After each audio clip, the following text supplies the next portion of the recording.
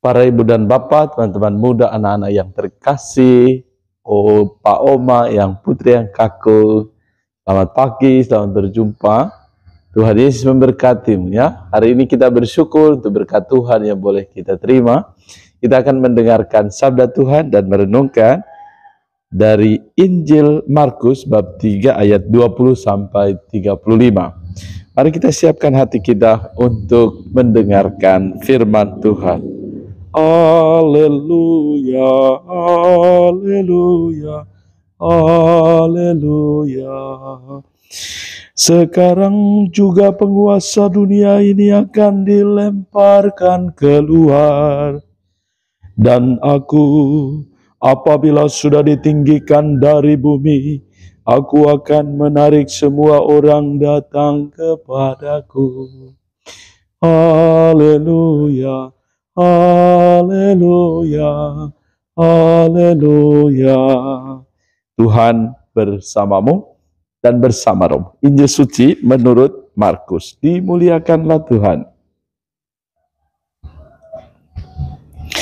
Sekali peristiwa ketika Yesus dan murid-muridnya masuk ke sebuah rumah, orang banyak datang lagi berkerumun sehingga makan pun mereka tidak dapat.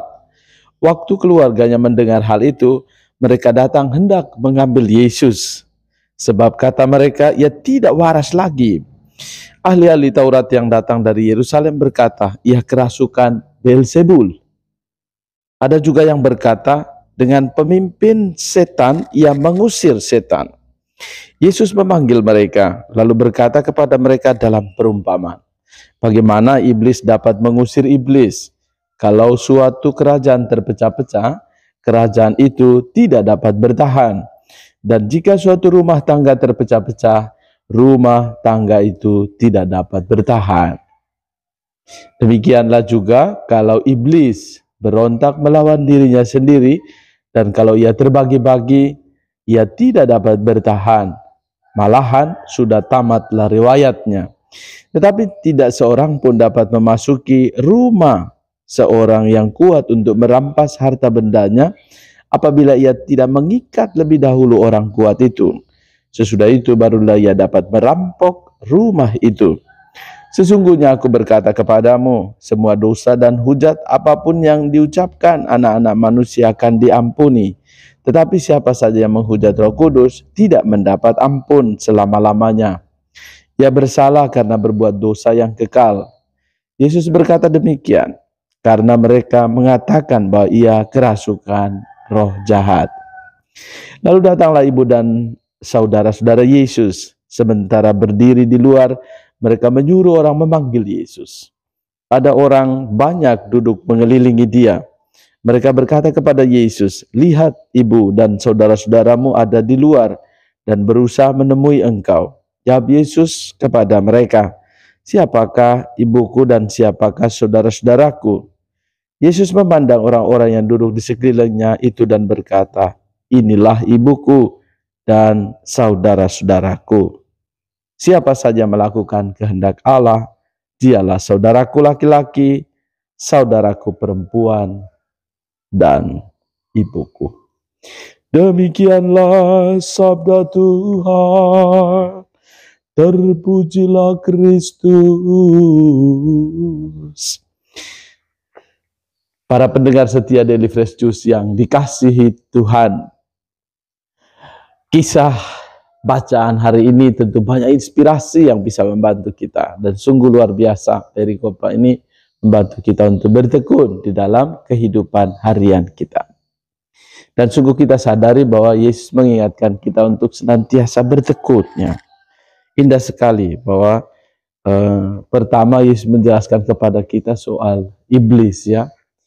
Ada sebuah hal yang menarik bagi saya bahwa sekarang itu setan mengatakan bahwa dia sudah tidak lagi datang ke dunia atau ada di antara manusia karena peran setan sudah diambil alih oleh manusia. Seringkali di dalam diri kita pun mengalami begitu, ya, bahwa pertentangan, pergulatan, kita lebih lebih mudah untuk mengikuti hal yang dimaui oleh kuasa yang berbeda dengan hal-hal yang baik. Kecenderungan kita adalah menjauhi hal-hal yang baik, ya. Tetapi tentu kita ingat bahwa Tuhan menganugerahkan kepada kita roh yang baik di dalam diri saat kita menerima baptisan untuk mengikuti jalan Tuhan. Dan hal-hal baik itu semestinya kita upayakan. Namun seringkali roh itu memecah belah kita. Sebagaimana dikatakan Yesus, ya, mereka para ahli Taurat menuduh Yesus bahwa ia kerasukan Beelzebul. Tetapi Yesus mengatakan, bagaimana iblis dapat mengusir iblis kalau pada dirinya sendiri itu ada pertentangan. Yesus mengatakan, kerajaan itu terpecah-pecah kalau kerajaan itu tidak dapat bertahan, ya. Dan jika rumah tangga yang terpecah-pecah, rumah tangga itu tidak dapat bertahan. Jadi memang pertama-tama kita sadari bahwa sesuatu itu punya kesatuan yang utuh dengan Yesus, maka itu akan terus bertahan. Kita boleh melihat bukti-bukti, ya, yang bisa menguatkan kita. Misalnya gereja Katolik sudah bertahan sampai beratus-ratus tahun, bahkan beribu-ribu tahun, dan 2000 tahunan yang lalu.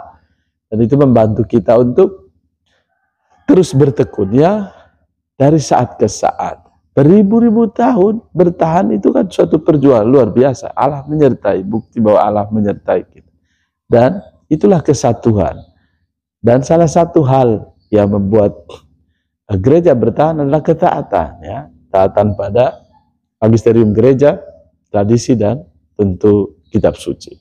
Dan ini membantu kita untuk bertekun di dalam iman kita akan Tuhan. Dan yang kedua dikatakan, ya, kalau menghujat Roh Kudus itu tidak diampuni. Karena seringkali kita mengikuti hal-hal yang bahkan mengesampingkan suara hati kita, yang adalah gerak Roh Allah sendiri.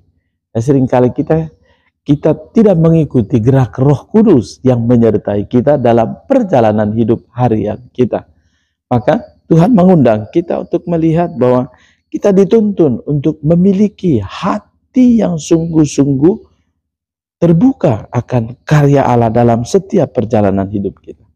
Misalnya seringkali hal-hal yang sederhana, misalnya kita mau pergi ke gereja atau punya niat yang baik, kita mengikuti tuntunan roh itu, ataukah kita hanya mengikuti kemauan diri sendiri? Udahlah, kayaknya saya lebih nyaman untuk berada di tempat yang lain selain mendengarkan suara hati yang baik. Jadi itu seringkali menjadi pertentangan dalam diri kita. Dan bila kita memiliki hati yang tulus, maka pelan-pelan kita dituntun untuk mengambil keputusan berdasarkan suara hati kita atau tuntunan Roh Kudus itu. Sehingga kita tidak menghujat Roh Kudus dalam artian lebih ke dalam itu, tidak membiarkan roh itu bekerja, atau bahkan kita menghalangi atau tidak mendengarkan tuntunan roh itu, sehingga kita bahkan berjalan sesuai dengan keinginan diri kita sendiri. Dan yang ketiga, Yesus mengatakan kepada kita tentunya juga sebagai murid Tuhan bahwa inilah ibuku, inilah saudaraku, laki-laki dan perempuan, bila melakukan kehendak Allah. Jadi kita diingatkan oleh Yesus untuk menjadi murid Tuhan, itu kita senantiasa bertekun. Ingatlah bahwa Yesus lebih dahulu dihujat, ya. Yesus saja dihujat, apalagi kita ini, siapa diri kita? Jadi kitalah pengikut Kristus, maka pola yang dialami oleh Yesus pasti akan kita ikuti. Jadi sudah pasti Yesus saja ditolak, bahkan diolok, apalagi kita. Jadi sudah pasti terimalah pengalaman salib itu, dan syukurilah bahwa kita yang melaksanakan sabda Tuhan akan menjadi saudara laki-laki, perempuan, bahkan ibu. Atau kita menjadi anak-anak Tuhan yang sungguh diberkati, karena Kristuslah yang menganugerahkan. Barang siapa menjadi pelaksana sabda, tidak hanya berkuar-kuar di dalam penyampaian firman, tetapi juga menjadi pelaksana sabda yang mampu mengantar semakin banyak orang mengenal Kristus. Dan semakin banyak pula yang mampu menumbuhkan iman akan Tuhan kita Yesus Kristus. Semoga karya-karya baik ini membantu kita untuk senantiasa bertekun. Semoga hal yang baik ini pula membantu kita untuk senantiasa merasakan bahwa Allah menyertai kita dengan tuntunannya yang luar biasa. Semoga sabda Tuhan hari ini menguatkan dan memberkati kita. Tuhan Allah menganugerahkan berkat bagimu, keluarga dan komunitas, semua yang merayakan hari ulang tahun kelahiran, hari ulang tahun perkawinan, juga hidup bakti, dianugerahi kekuatan untuk terus bertekun dalam iman, dan seluruh pekerjaan dan pelayanan kita hari ini diberkati oleh Allah yang Maha Kuasa, Bapa dan Putra dan Roh Kudus. Amin. Tuhan Yesus memberkati.